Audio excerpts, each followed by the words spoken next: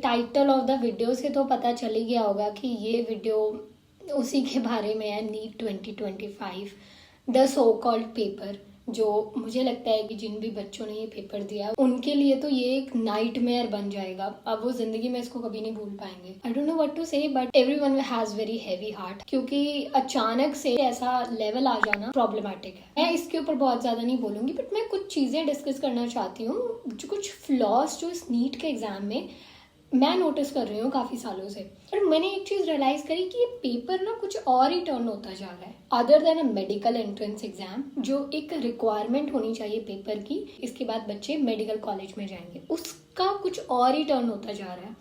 Physics को इतना difficult बनाना, मुझे इसका लॉजिक कुछ समझ नहीं आता, क्योंकि I don't say all of them, but काफ़ी परसेंटेज ऑफ बच्चे मैथ्स नहीं पढ़ना चाहते, वो इसलिए बायो में आते हैं। और फिर फिजिक्स के पेपर को इतना मुश्किल बना देना। फर्स्ट ऑफ ऑल मैं तुम सारे 2025 एस्पिरेंट्स को कॉन्ग्रेचुलेशंस बोलना चाहूँगी। भाई, यू आर ऑल राइट, और तुम आराम से पेपर देकर अपने घर आ चुके हो, सेफ सिक्योर। यही सबसे बड़ी चीज़ है, without creating any health issues. क्योंकि इट्स डिफिकल्ट, मतलब अचानक से ऐसा कुछ होता है ना, तो इंसान को उसी टाइम पर अपने हेड को काम रखकर चीज़ें करना मुश्किल है। If you still attempted few questions और दोज थिंग्स, स्टिल तुम समझो कि तुमने कुछ तो अच्छा किया है। और मैं कुछ डिस्कस करना चाहूँगी कि नीट की जो जर्नी है ना, ये बहुत ही डिफरेंट है। It's not like any other entrance exam. इसमें तो प्रॉब्लम्स तभी से स्टार्ट हो जाती हैं जब हमारा so called NTA syllabus out करता है। उसमें ही बहुत सारे हमें फ्लॉज दिखते हैं। कई बार सिलेबस समझ नहीं आता, कई बार फ्रॉक को कुछ और ही बना दिया जाता है,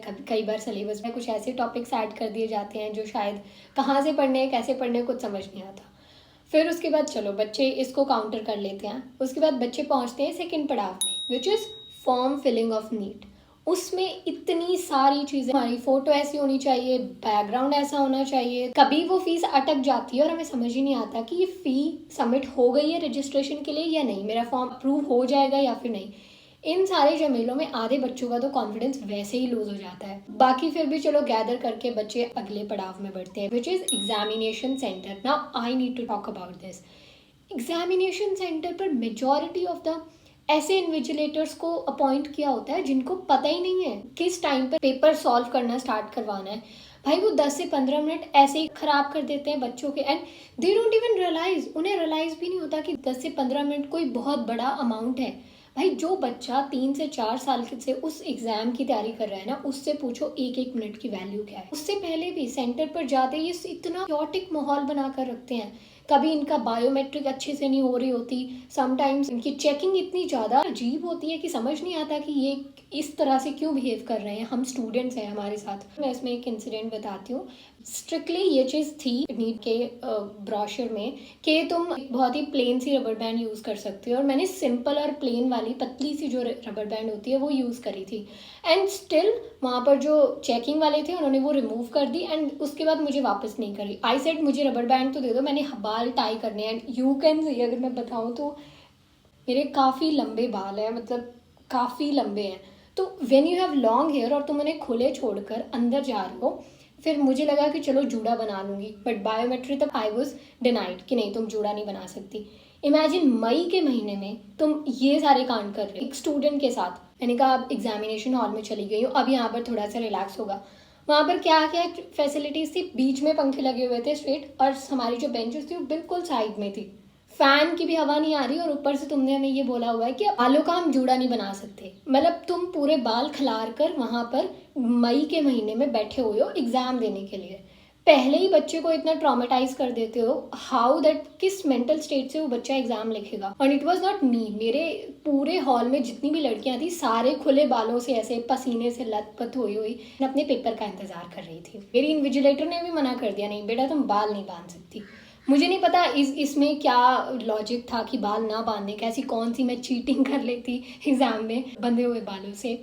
सो 4:30 बजे के आसपास I was almost done, because इतना पसीना था, इतना कुछ था। Then I just tied my hairs and I said अब जो होना है, जिसको जो बोलना है बोल दो, मेरा पेपर ऑलमोस्ट सॉल्व हो चुका है। तो मैंने एट द एंड ये सारी चीज़ें खुद ही बिना परमिशन के करी। ये जस्ट एक एग्जाम्पल था।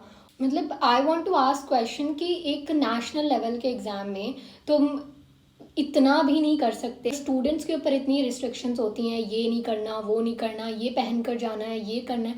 तो आप एक चीज़ तो क्लैरिफाई कर सकते हो कि जिस भी स्कूल्स में सेंटर पड़ रहा है नीट का, वहाँ जो लोग इन्विजिलेटर बनने वाले हैं उन्हें प्रॉपर ट्रेनिंग दी जाए कि इतने टाइम पर बच्चे को OMR शीट देनी है, इतने टाइम पर उनका पेपर शुरू करवाना है, और जो भी फॉर्मेलिटीज़ हैं उसका भी कुछ ना कुछ करा जाए। पेपर के बीच में कोई फॉर्मेलिटी नहीं होनी चाहिए, बिकॉज वो अपने आप में इतना ज़्यादा स्ट्रेसफुल एग्जाम है। सिंपल सी बात है, जो पेपर होता है उसमें एक सील लगी होती है, ठीक है, उसको हम 2 बजे से पहले नहीं खोल सकते, वो एग्जैक्टली 2 बजे खोलना है, और उसके अंदर OMR शीट फिल होकर आती है।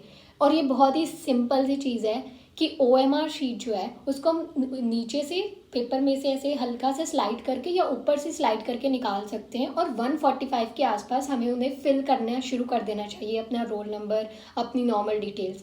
वो टाइम ही सारा वेस्ट कर देते हैं, और 2 बजे वो एग्जैक्टली बोलते हैं कि चलो ठीक है अब OMR शीट फिल करना शुरू करो। तो स्टार्टिंग से लेकर अभी तक नीट एस्पिरेंट को ट्रॉमेटाइज करा जा रहा है हर लेवल पर। फिर वो बच्चा चलो पेपर में बैठ गया, सब हो गया, चलो उसने सोच लिया कि कोई बात नहीं 10 मिनट जल्दी पेपर कर लूँगा, स्पीड मेंटेन कर लेती हूँ, और चीज़ें यहाँ पर भी नहीं रुकती। उसके बाद किसी भी एक अनएक्सपेक्टेड डेट को नीट का रिजल्ट अनाउंस हो जाता है, जिसमें high amount of rank inflation, इतना सब कुछ एक बच्चे को झेलना पड़ता है। हम एक नीट एस्पिरेंट को, एक स्टूडेंट को मेडिकल कॉलेज तक पहुंचाने के लिए ये एंट्रेंस एग्जाम बनाया हुआ है, या फिर एक ट्रॉमा के लिए। आई जस्ट कांट इमेजिन कि जिनका नहीं सिलेक्शन हो पाता, बहुत सारे स्टूडेंट्स जो होंगे लाइफ टाइम उनके दिमाग से ट्रॉमा कैसे जाता होगा भाई।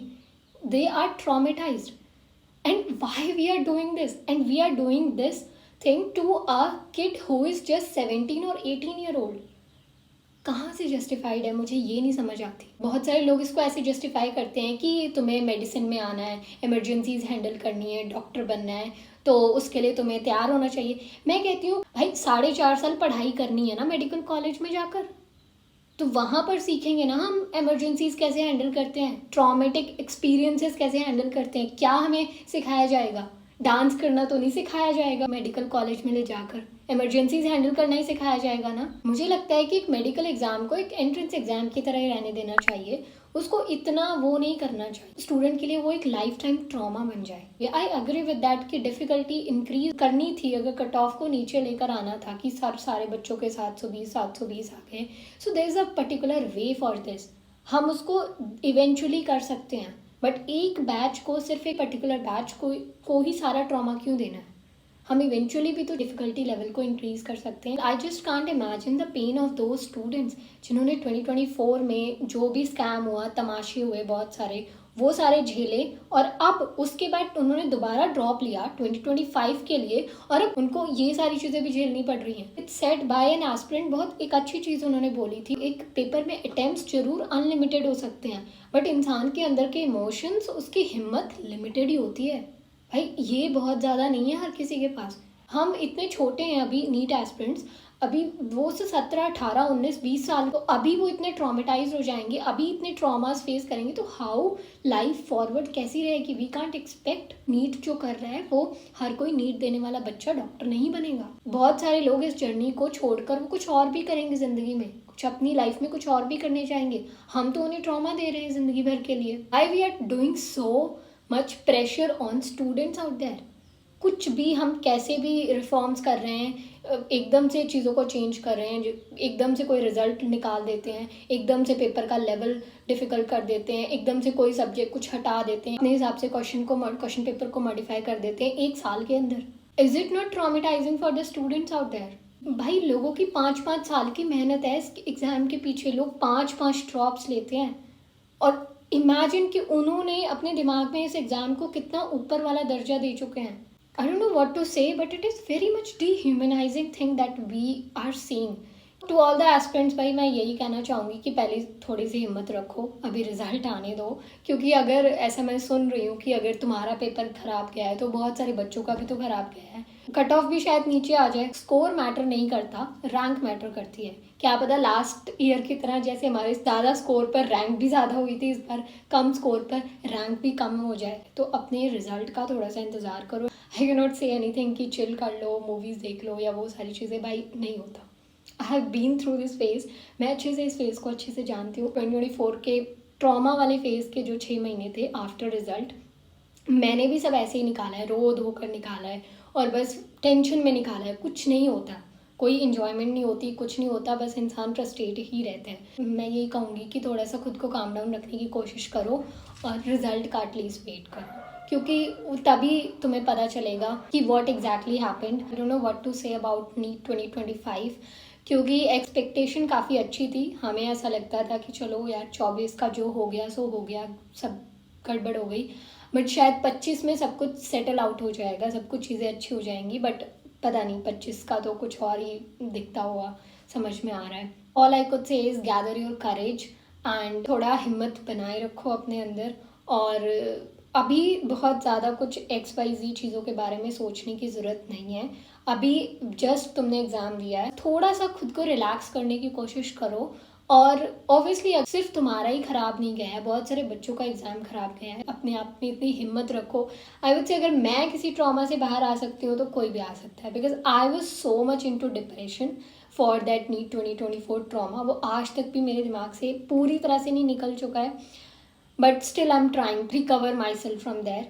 तो भाई तुम भी कर लेते हो, it's just a matter of time. थोड़ा सा खुद को टाइम दो, कुछ ना कुछ बेटर तो हो ही जाएगा। तो अभी कुछ ऐसा बहुत निगेटिव सोचने की ज़रूरत नहीं है। थोड़ा सा अपने आप को अच्छा फील करवाओ जितना करवा सकते हो, बिकॉज कुछ चीज़ें किस्मत में ही ख़राब लिखी होती हैं, उसका तो हम कुछ नहीं कर सकते। हमारे हाथ में प्रिपरेशन थी जो हम करके पेपर दे के आ चुके हैं, अब किस्मत हमारे हाथ में नहीं है। अब वो जो किस्मत को मंजूर होगा वो होगा। थोड़ा सा पॉजिटिव रहने की कोशिश करो एंड बस यही कह सकती हूँ मैं। मुझे कुछ नहीं समझ आ रहा कि मैं आगे क्या बोलूँ, बिकॉज समवेयर आज भी ऐसे लगता है कि यार नीट 2024 में जो एस्पिरेंट्स थे, जिस स्टेज ऑफ लाइफ पर वो थे, नीट 2025 वाले बच्चों को भी उसी स्टेज ऑफ लाइफ पर लाकर खड़ा कर दिया गया है। और अब उन्हें भी वही चीज़ें फेस करनी पड़ रही हैं, वही टॉर्चर, वही ट्रॉमा फेस करना पड़ रहा है जो 2024 में फेस हुआ था। But the question to the authorities is, ये कब तक रहेगा भाई? नीट के एस्पिरेंट्स को कब तक ऐसे शॉक्स मिलते रहेंगे? कब चीज़ें स्टेबलाइज होंगी? ये जो नीट का एग्ज़ाम है ये नॉर्मल एंट्रेंस एग्ज़ाम की तरह कंडक्ट करवाया जाएगा कि एक बच्चा इसको देकर मेडिकल कॉलेज में एंट्री लेने जा रहा है। कीप योर सेल्फ काम एज मच एज पॉसिबल, क्योंकि कोई वर्ड्स ही नहीं है, अब क्या ही बोलें इसके आगे। बिकॉज दिस ईयर एक्सपेक्टेशंस यही थी कि सब कुछ अच्छा होगा, सब कुछ बेटर होगा। I also red one of the DM known है, उन्होंने एक DM करा था मुझे कि she was giving the exam this year, and उन्होंने जो DMs में लिखा था वहाँ से मुझे समझ में आया अच्छा ऐसा कुछ हुआ है। I was not in touch with the paper कि exactly touch with the day, मैं अपने ही कुछ लाइफ में और ही बिजी थी। मैंने आज सुबह न्यूज़ देखी, I watch the reaction and हर बच्चा रोता हुआ आ रहा है सेंटर से बाहर, और आई वॉज शॉक्ड कि भाई ऐसा कैसे। और then I came to know about all these. फिलहाल तो अभी रिजल्ट का हम वेट कर सकते हैं कि जब रिजल्ट आएगा तो उसको देखें भाई क्या कट ऑफ जा रहा है, क्या चीज़ें कैसे जा रही हैं, फिर उसके बाद ही हम कुछ और सोच सकते हैं। क्योंकि फ़िलहाल तो सभी लोग यही कह रहे हैं कि सबका ही पेपर थोड़ा सा गड़बड़ गया है। फिजिक्स थोड़ी सी ज़्यादा मुश्किल आई थी, and this is the high time to think about dropping a year.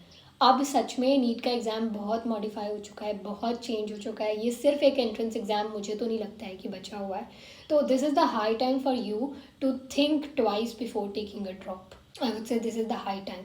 थोड़ा सा सोचो, थोड़ा सा विचार करो, क्या सच में ड्रॉप लेना वर्थ होगा इस साल या नहीं। Think according to your abilities, think according to your preparation and think according to the situations also. ठीक है भाई, take care of yourself, stay positive, stay calm, time will heal everything.